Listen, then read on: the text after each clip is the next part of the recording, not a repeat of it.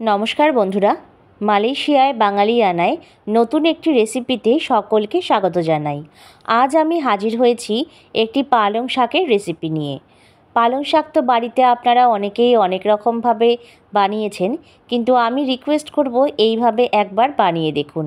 বাচ্চা থেকে বড় বাড়িতে এইভাবে বানালে একবার পালং শাক সবাই কিন্তু হাত চেটে খাবে, আর আরও একবার বানিয়ে দেওয়ার জন্য বায়না আসবে।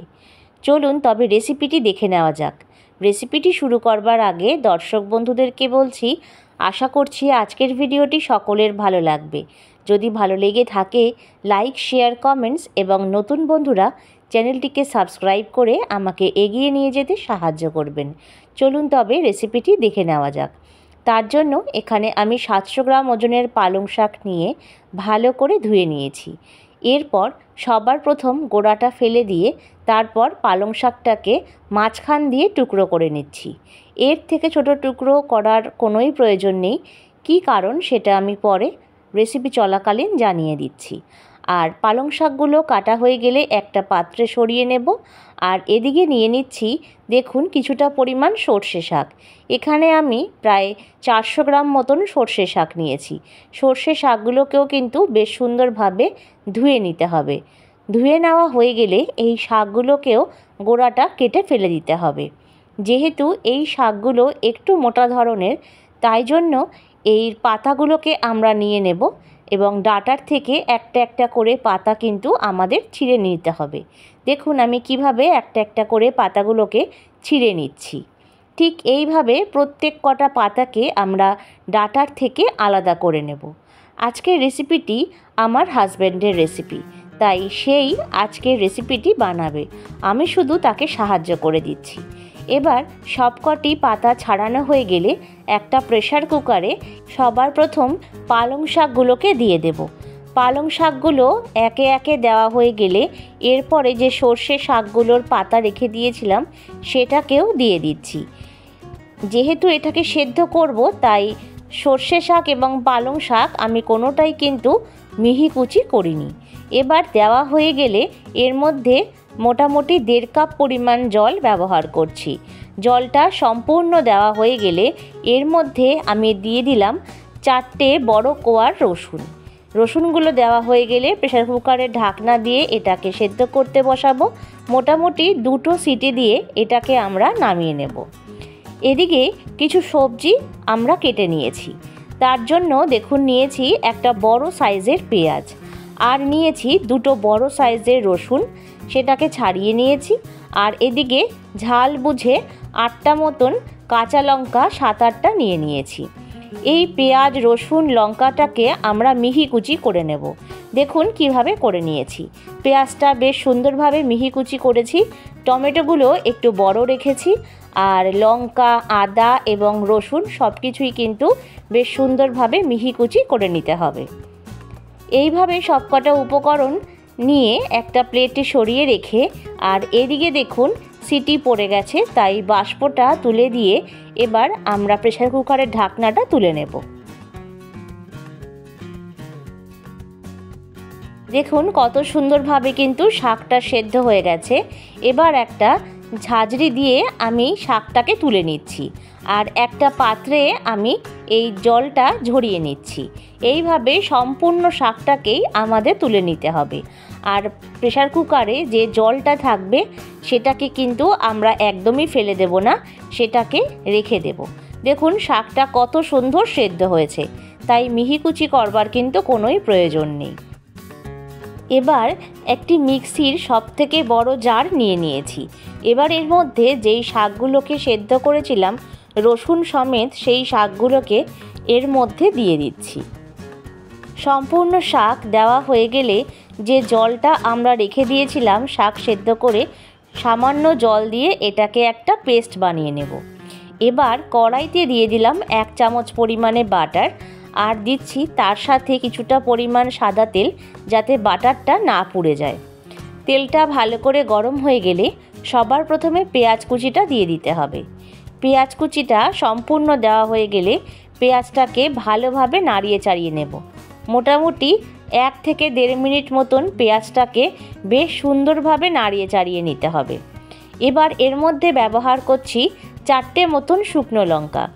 অবশ্যই কিন্তু এই সময় ব্যবহার করবেন, একদমই আগে লঙ্কাগুলোকে দেবেন না, তাহলে লঙ্কাগুলি কিন্তু তেলের সাথে মিশে গিয়ে পুড়ে যাবে, তখন কালারটা এর একদমই চেঞ্জ হয়ে যাবে। এইভাবে লঙ্কা দিয়ে ভালোভাবে পেঁয়াজটাকে নাড়াচাড়া করে নিয়ে তারপরে এর মধ্যে ব্যবহার করছি রসুনটা দেওয়া হয়ে গেলে পেঁয়াজের সাথে ভালোভাবে নাড়িয়ে চাড়িয়ে মিক্স করে নেব।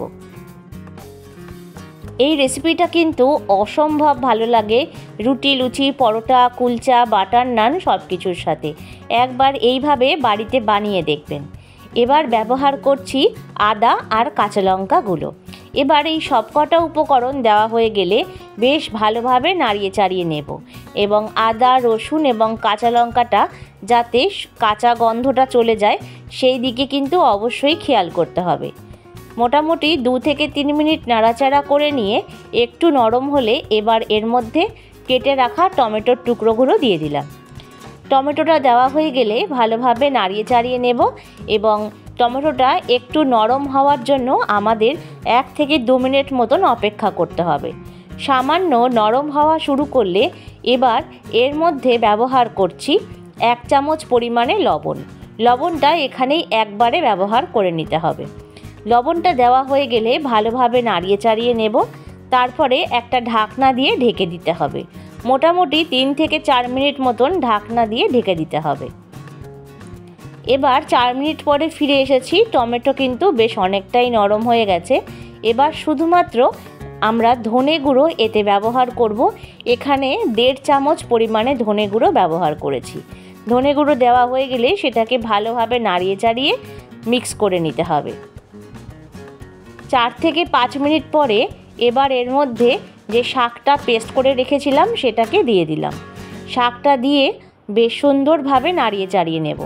মিক্সির পাত্রে সামান্য একটু শাক লেগেছিল, তাই শাক সেদ্ধ করা যে জলটুকু ছিল সেইটুকু দিয়ে এটাকে বেশ ভালোভাবে নাড়িয়ে চাড়িয়ে আমি এটা দিয়ে দিয়েছি।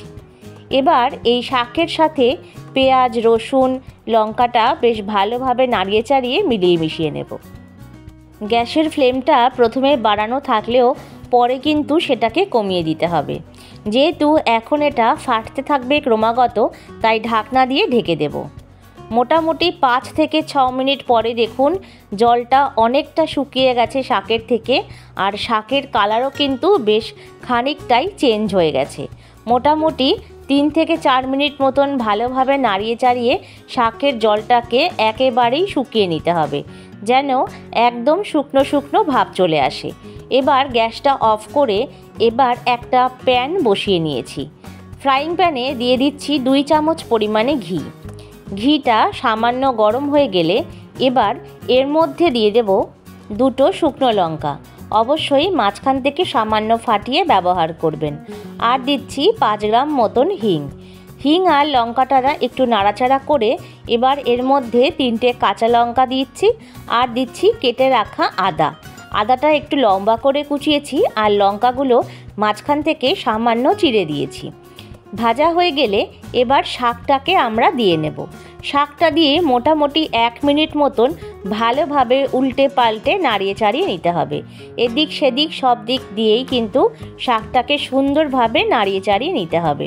অবশ্যই নুনটা এবং ঝালটা আপনারা চেক করে দেখে নেবেন। তারপর নাড়ানো চাড়ানো হয়ে গেলে এবার এর মধ্যে 1 চামচ পরিমাণে বাটার দিয়ে আমরা এটাকে পরিবেশন করে নেব। খেতে অসম্ভব ভালো হয়। দেখুন কত সুন্দর দেখতে হয়েছে। আজকের রেসিপিটা ভালো লাগলে অবশ্যই লাইক করবেন, শেয়ার করবেন এবং কমেন্টস করবেন। আর যারা নতুন বন্ধু তাদেরকে আমার চ্যানেলটি সাবস্ক্রাইব করে আমার পাশে থাকার অনুরোধ রইল। আর ফেসবুক থেকে দেখলে আমার পেজটা ফলো করে দেবেন। প্রত্যেকে ভালো থাকবেন, সুস্থ থাকবেন। ফিরে আসছি পরবর্তী নতুন ভিডিও নিয়ে।